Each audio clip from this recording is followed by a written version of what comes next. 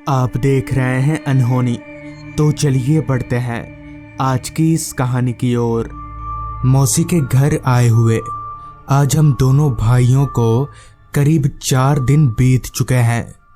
गर्मियों की छुट्टियां अभी भी बहुत बाकी है। हम तो ये पहले से ही तय करके आए थे कि 10-12 दिन आराम से मौसी के घर में रहेंगे, पर हमारी इस सोच पर पानी तब फिर गया जब एक दिन अचानक मौसी के घर पर हमारे घर से चिट्ठी आई। चिट्ठी पढ़कर हम काफी परेशान हो गए, क्योंकि उस चिट्ठी में लिखा था कि घर पर दादाजी की तबीयत अचानक से बिगड़ गई है। साथ ही उन्होंने ये भी लिखा था कि हमें लाने के लिए वो हमारे पास एक ठेला गाड़ी वाले को भेजने वाले हैं, जो कि दोपहर तक यहाँ यानी मौसी के घर पर पहुंच जाएगा। खबर सुनकर हम दोनों भाई काफी परेशान हो गए, और क्योंकि बात काफी गंभीर थी इसलिए मौसी जी ने भी हमें नहीं रोका। जिसके बाद हम दोनों भाई फटाफट अपना सामान समेटने लगे और दोपहर का खाना खाकर उस ठेले वाले के साथ अपने गांव की ओर निकल पड़े। ठेले वाला हमारे गांव का ही था। उसका नाम बिरजू था। हम लोग उसे बिरजू काका कहकर बुलाते थे। खैर, चूंकि मौसी के यहाँ से हमारा गांव काफी दूर था, तो हो सकता है वहां पहुंचते पहुंचते हमें रात भी हो जाए। और क्योंकि उस जमाने में ऑटो रिक्शा या कोई दूसरा साधन नहीं हुआ करता था, तो कहीं ना कहीं दूर जाने के लिए इसी तरह से जाना पड़ता था। ठेला गाड़ी में बैठे बैठे दोपहर शाम में तब्दील हो चली थी, पर अभी भी हम हमारे गांव के आसपास भी नहीं थे। बिरजू काका भी अब ठेला चलाते चलाते काफी थक चुके थे।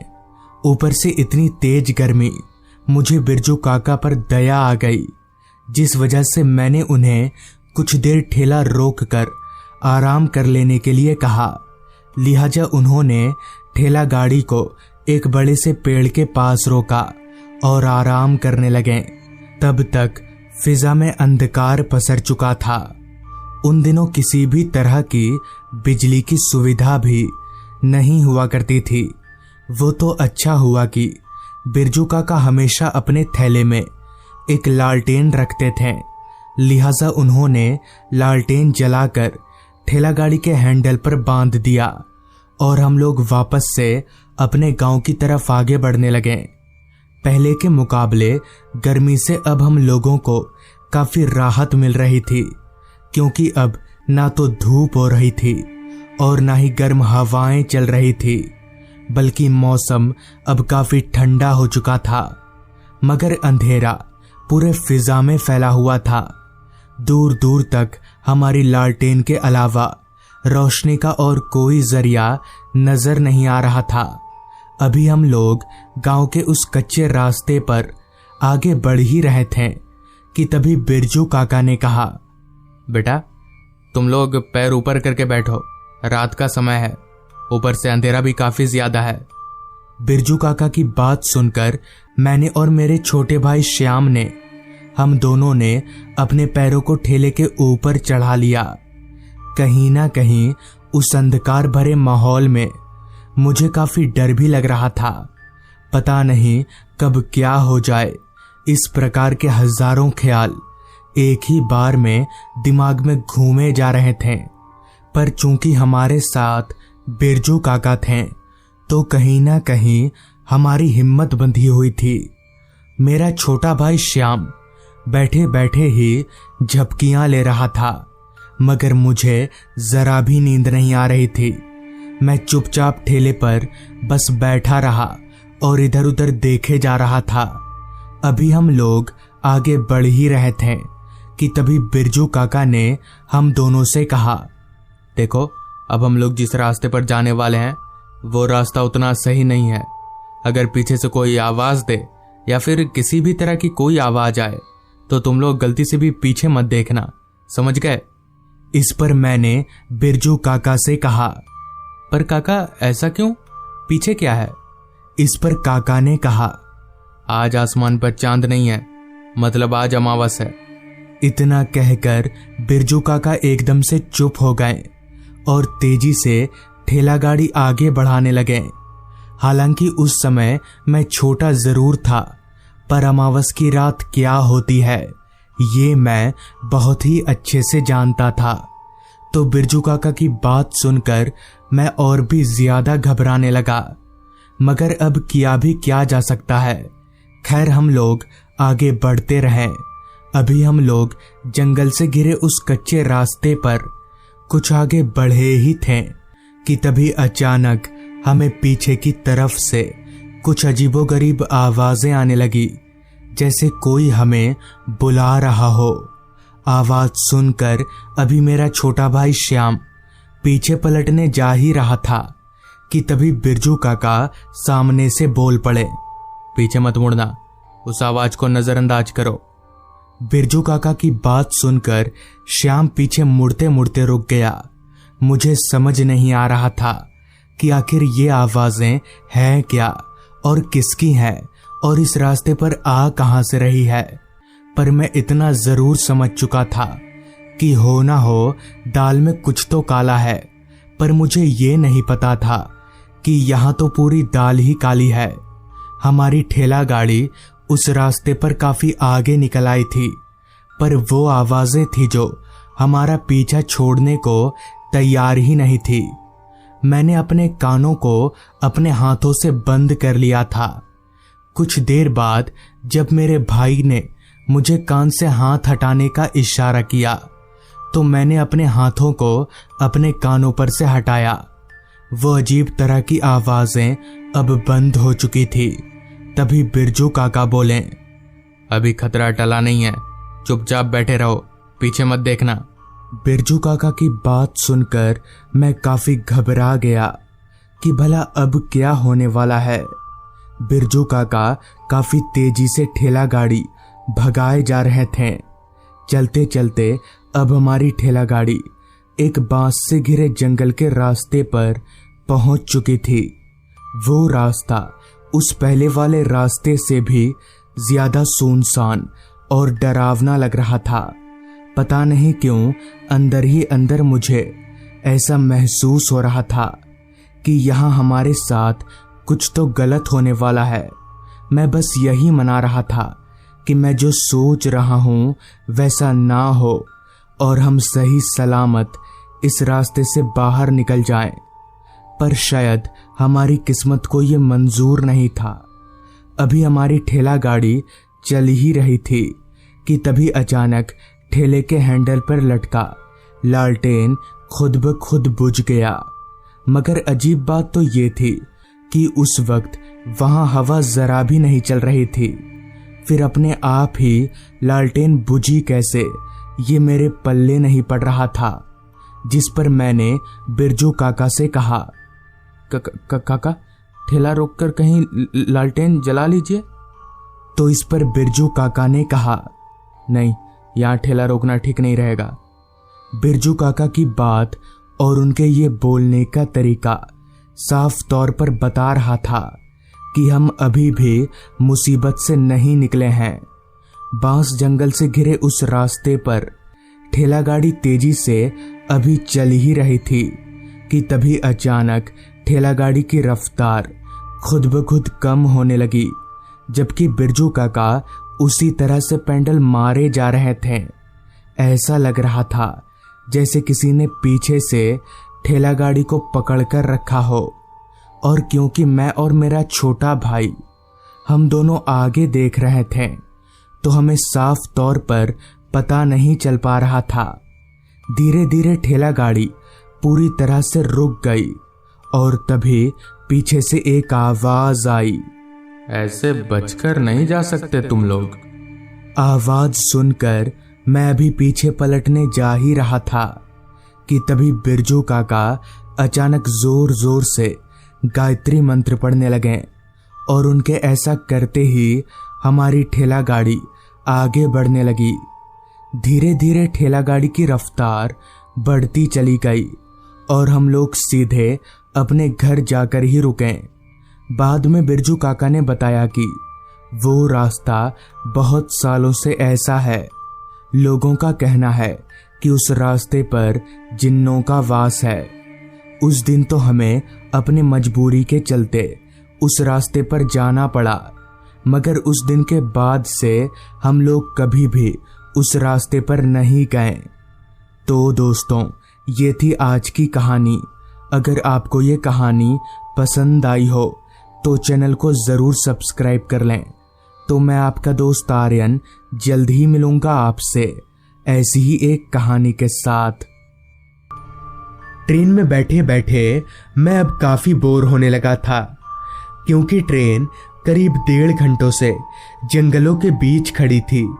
मैंने जब इधर उधर पता किया तो मुझे पता चला कि आगे मालगाड़ी पटरी पर से उतर गई है, जिस कारण अभी थोड़ा और इंतजार करना पड़ेगा। मैंने जब घड़ी में वक्त देखा तो वक्त हो रहा था शाम के 5 बजे का, जिस कारण मैंने मन ही मन में कहा, आज लगता है दिन ही खराब है। एक तो दोपहर वाली ट्रेन छूट गई और जब शाम वाली ट्रेन पकड़ी तो वो भी तब से खड़ी है। अब पता नहीं गांव कब पहुंचूंगा। तकरीबन आधा घंटा और इंतजार करने के बाद ट्रेन उस वीरान जंगल से खुली और अपनी मंजिल की ओर आगे बढ़ने लगी। दरअसल मैं करीब 7 सालों के बाद अपने चाचा के घर अपने गांव जा रहा हूँ। गांव की हरियाली में रहना मुझे काफ़ी पसंद है, मगर मैं अपने काम के चलते जा नहीं पाता हूँ। खैर, जब मैं गांव के स्टेशन पर उतरा तो वक्त हो रहा था रात के 11 बजे का। ट्रेन ने 2 घंटा लेट किया, वरना मैं 9 बजे तक पहुंच जाता। ट्रेन से उतरकर मैंने अपनी निगाहें इधर उधर घुमाई तो पूरे स्टेशन पर घने अंधेरे और कोहरे के सिवा मुझे और कुछ नहीं दिखा। और ऐसा हो भी क्यों ना, एक तो इतनी रात, ऊपर से गांव का इलाका। चलकर मैं स्टेशन से बाहर निकला तो बाहर भी उसी तरह का सन्नाटा पसरा हुआ था। बस एक चाय वाले की दुकान ही खुली हुई थी, जो अब धीरे धीरे अपनी दुकान भी बंद कर रहा था। मैं चलकर उस चाय की दुकान में गया तो उस चाय वाले ने मुझे चाय पिलाया। अभी मैं चाय पी ही रहा था कि तभी उस चाय वाले ने कहा, भाई साहब, आप इतनी रात को इतनी ठंड में कहाँ जाएंगे? जिस पर मैंने उस चाय वाले से कहा, वो मैं पीपल गांव जाऊंगा, अपने चाचा के घर। जिस पर उस चाय वाले ने कहा, अभी तो आपको कोई रिक्शा नहीं मिलेगी, तो आप जाइएगा कैसे? उस आदमी की ये बात सुनकर मैं थोड़ा चिंता में पड़ गया कि अब मैं घर कैसे जाऊंगा। अभी मैं ये सोच ही रहा था कि तभी उस चाय वाले ने कहा, एक उपाय है साहब, बिरजू का टांगा। उस आदमी के मुंह से ये सुनकर एकदम से मेरा चेहरा खिल उठा। भला मैं बिरजू का टांगा कैसे भूल सकता हूँ। बिरजू का टांगा एक ऐसी सवारी जो रात के वक्त रिक्शा या फिर कोई और साधन ना मिलने पर काम आती है। मैं भी पहले एक बार रात के वक्त उसके टांगे से घर गया था। खैर, मैंने जल्दी से उस चाय वाले को पैसे दिए और उस तरफ चलता बना जिधर बिरजू का टांगा खड़ा रहता था। कुछ दूर चलने के बाद मैं उस जगह पर आ गया तो मैंने देखा कि रास्ते के किनारे टांगा खड़ा है और बिरजू आग जलाकर एक पेड़ के नीचे बैठा हुआ है। उसके पास जाकर मैंने बिरजू से कहा, पीपल गांव चलोगे क्या बिरजू भैया? जिस पर बिरजू ने कुछ बोला तो नहीं, बस मुझे इशारा करके टांगे पर बैठने को कहा। मैं भी और कुछ ना बोलकर चुपचाप उसके टांगे पर चढ़कर बैठ गया। मैंने जैसे ही उसके टांगे पर बैठा तो टांगे से आ रही तेज बदबू ने मुझे चारों ओर से घेर लिया। बदबू इतनी तेज थी कि एक पल भी उस टांगे में रुकने का मन नहीं कर रहा था, मगर मैं काफ़ी मजबूर था, इसलिए मुझे इसी टांगे से जाना पड़ेगा। खैर, मेरे बैठने के 2 मिनट बाद ही बिरजू टांगा दौड़ाने लगा और हम उस सुनसान रास्ते के सहारे घर की तरफ आगे बढ़ने लगे। वो रास्ता इतना सुनसान था कि दूर दूर तक उस रास्ते पर हमारे सिवा कोई दिख नहीं रहा था।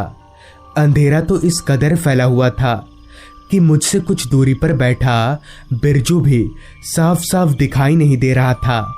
अभी हम उस सन्नाटे से घिरे रास्ते पर आगे बढ़ ही रहे थे कि तभी रास्ते के किनारे से एक आवाज आई, तांगा रोको।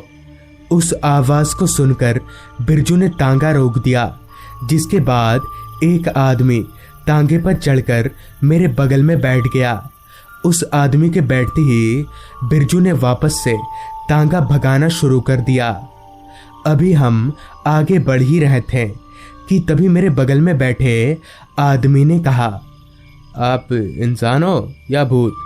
उस आदमी के मुंह से ये सुनकर मैं एकदम से चौंक गया कि भला ये आदमी क्या बोल रहा है, जिस पर मैंने उस आदमी से कहा, इंसान ही हूँ, भूत होता तो अभी तक आपको मार न देता।